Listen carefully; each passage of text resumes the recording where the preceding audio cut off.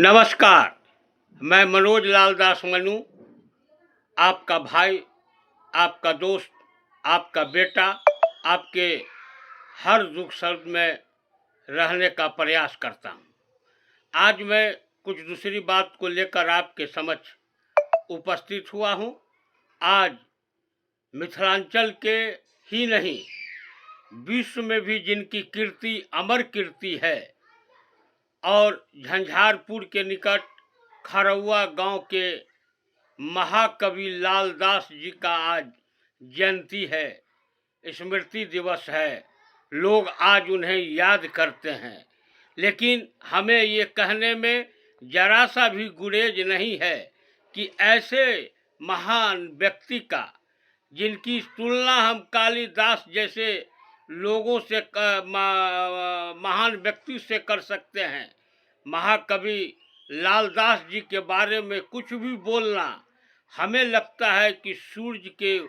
दिए दिखाने के समान होगा। महाकवि लालदास मैथिल, संस्कृत, हिंदी, फारसी और अंग्रेजी में भी महान पकड़ थी उनकी, और वो फारसी भाषा का एक तरह से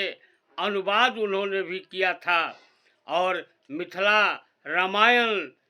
लिखने का, मिथिला रामायण की स्थापना का, मिथिला मैथिल में रामायण का उन्होंने हम सबों के बीच में लाया था। उनकी कीर्ति आज अमर है,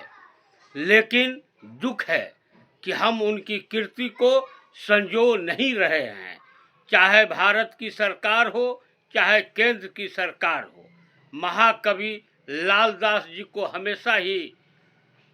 उतनी प्रसिद्धि उनके कार्यों का, उनके द्वारा किए गए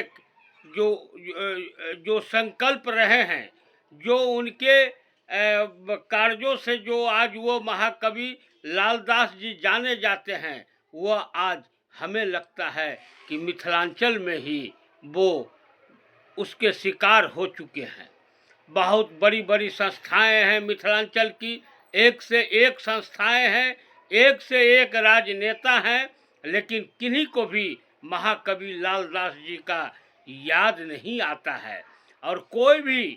भी राजनेता उनके जयंती को, उनके स्मृति दिवस को या उनके जो पुण्यतिथि हो, इस चीज़ का कहीं से भी कोई याद नहीं करते हैं। एकमात्र उनके गांव में ही देखते हैं हम हर एक साल कि उनके गांव में ही उनके कार्यक्रम होते हैं। कई बार हमने भी वहाँ जाने का प्रयास किया है, सोचा है, परंतु हमारी यह सपना अभी तक अधूरी है। मैं प्रयास करूँगा अगले साल कि जरूर मैं महाकवि लालदास जी के जयंती स्मृति समारोह जो खरौआ में होता है हर एक साल, उसमें जरूर मैं शामिल हूँ। आज इस बार छठ हो जाने के कारण मैं वहाँ नहीं जा पाया, इसका मलाल हमें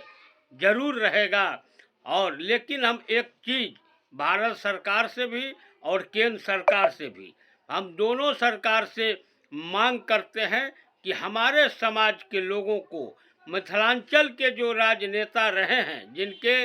लिए भी कुछ होता है, मिथिलांचल के जो एक से एक प्रकांड विद्वान हुए हैं, उनको भी आज जिस दृष्टि से देखा जा रहा है, इसे मैं उचित नहीं मानता हूँ। महाकवि लालदास जी के नाम पर राज्य सरकार या केंद्र सरकार एक शोध संस्थान की स्थापना हो, महाकवि लालदास जी की एक प्रतिमा राजधानी में हो, ताकि बाहर से आने वाले लोग इस चीज़ को समझ सके कि महाकवि लालदास जी जैसे लोग बिहार में जन्मे हुए थे और उनके जो कीर्ति है उस कीर्ति का होना चाहिए। खरौआ गांव में राज्य सरकार या लालदास उच्च विद्यालय परिसर है, उसमें एक कक्ष का निर्माण हो और सरकार उसमें महाकवि लालदास जी के स्मृति के जो भी सामग्री हो, जो भी उनकी लिखित पुस्तक हो, उनको संग्रहालय के रूप में सरकार खुद रखे। और जो पटना का जो म्यूजियम है, जो पटना में जिन लोगों के बारे में चर्चा की गई हुई है, उस म्यूजियम में महाकवि लालदास जी के बारे में, उनके जीवनी को, उनके